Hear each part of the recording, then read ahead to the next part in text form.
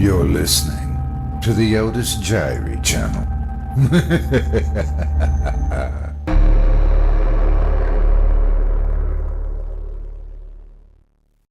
Plot 7. Forest Drive by Richard E. Harding. Performed by Otis Jiry. It is not unusual to see a pile of twigs near woodland, except for this pile. Not a random pile, but a neat ball about a foot across. Someone's gone to a lot of trouble making this, observed Joe. Probably someone very bored, responded Beth. Joe booted it down the street. The tangled ball continued on its way without slowing. How odd. How could it do that, Beth? Must have a mind of its own. That's creepy. It is, isn't it? The ball of twigs moved at a pace much faster than the teenagers could keep up with as it sped to the end of the cul-de-sac, hit the curbstone, and plopped down into a heap, showering the dozen or so twigs neatly around it in a circle, forming themselves into various symbols of pentagons, stickmen, hexagons, and such like. I'm heading home, said a very disturbed Beth. I can't just leave it without knowing what's going on here. Okay, but you're on your own, she insisted. Within a minute, the circle of symbols flew back together into a ball and took off again into Harold Mason's front yard. That's it. I'm not going in there, Joe stated adamantly. Good. Let's go find something else to do instead of chasing a stupid bunch of twigs around. Harold Mason was a recluse and rarely seen. He liked everything just so, with everything in its place.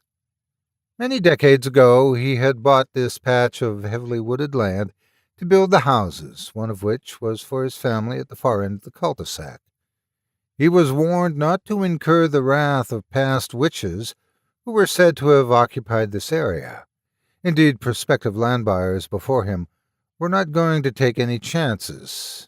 He was the type who didn't care about supernatural nonsense such as this, and bought the land at a greatly reduced price.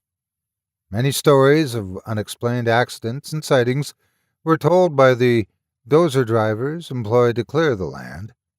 Dozers were found moved to different places to where they had been parked, daubed with blood and twigs glued to the machines with excrement. This was explained away as having been perpetuated by local youths who grew up with the spooky stories of malevolent witches who lived in the woods. There followed 2 fatal accidents of dozers tipping over into unseen holes beneath the forest floor, but the victims' jobs were quickly filled by hardy drivers determined to finish the work for easy money.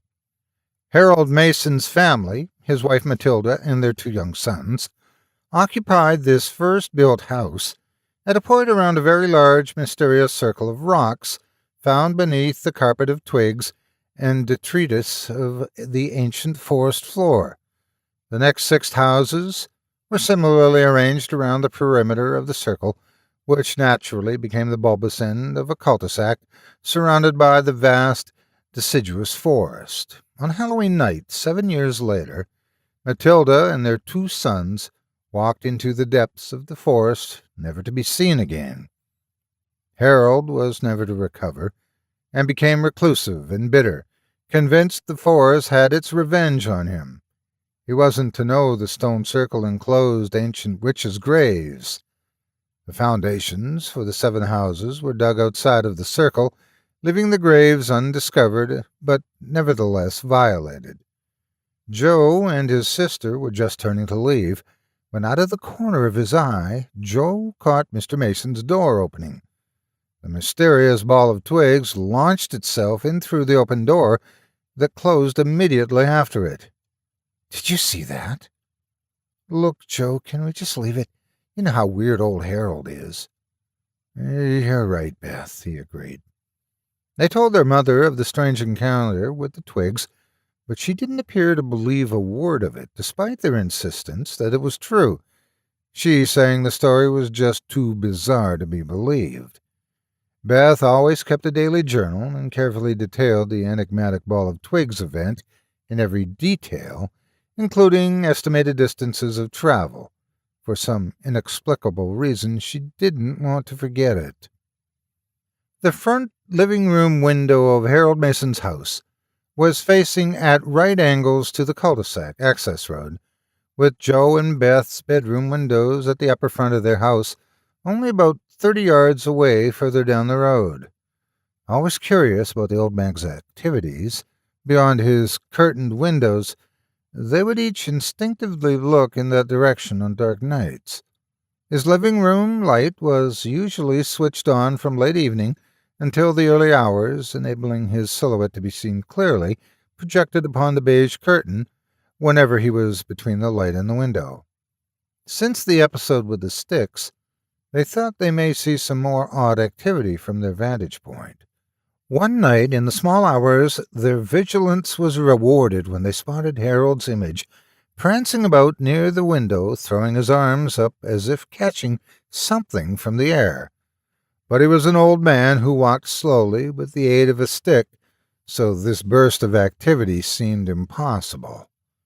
"Why is Harold playing ball in his room?" Beth demanded to know.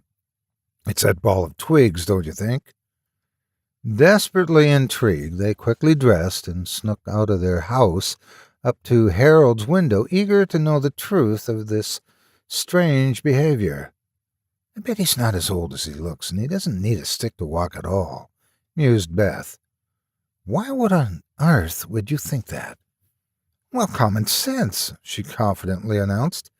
"The simple reason is that he's pretending to be old and frail."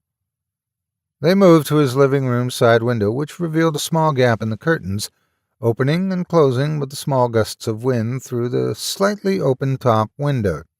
They saw Harold playing with the ball of sticks and muttering to himself, or to it. "He must think it's alive," Joe reasoned. "Well, it does act as if it has a mind of its own, for sure." As they watched, the ball of sticks flew apart and formed symbols again, stuck to the walls of his room in a perfect circle, completing his rejuvenating experience bestowed upon him by unknown energy. "Do you think it spells something meaningful to him, like it's talking to him?" Beth remarked. "I guess anything's possible now we've seen what it can do and how it interacts with him." Just then, it became apparent they were not speaking quietly enough, as Harold leapt to the curtains and ripped them open, looking around. The two children just had time to duck out of sight, and the window and curtains were hurriedly closed. With Halloween just around the corner, carved pumpkins, witches, and demonic effigies were ceremonially positioned on front porches and lawns, neighbors always trying to outdo one another with their ingenious complexities and innovations. The Johnsons had a thing about bats, and the Millers' fixation was the unerring interest in mechanical flapping ravens. Each year, old Mrs. Jones laboriously dragged an ornate sleigh out of her cluttered garage on the 25th of October. Her late husband had made it, complete with moth-eaten reindeer and a very unlikely-looking Santa. She was very religious and used it to make her point of not celebrating anything demonic, even though it was a bit too early for Christmas, crossing herself when she had finished and apparently blissfully unaware of the glaring anagram that Santa represented. By Twelfth Night, it was back in the garage. "How about we make something different for Halloween this year?" suggested Joe. "What had you in mind?" "A twig ball." That's not very interesting or original," said Beth. "I thought it might be interesting if old Harold spotted it. We could collect the twigs from the forest out back and make one almost exactly the same and hang it from our porch." They carefully constructed their Halloween twig ball. "Not bad at all," commented Beth as they admired their handiwork. "Let's hang it up."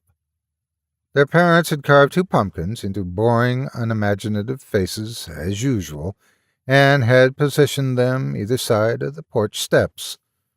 On Halloween evening, their twig ball vanished. "I guess old Harold stole it," reasoned Joe. Just as midnight rolled by, the street was alerted by two awful screams. Not a woman's scream, but a man's voice cracking in terror. It was Harold, found dead in his living room, with his head grotesquely, deeply impaled by dozens of twitching twigs.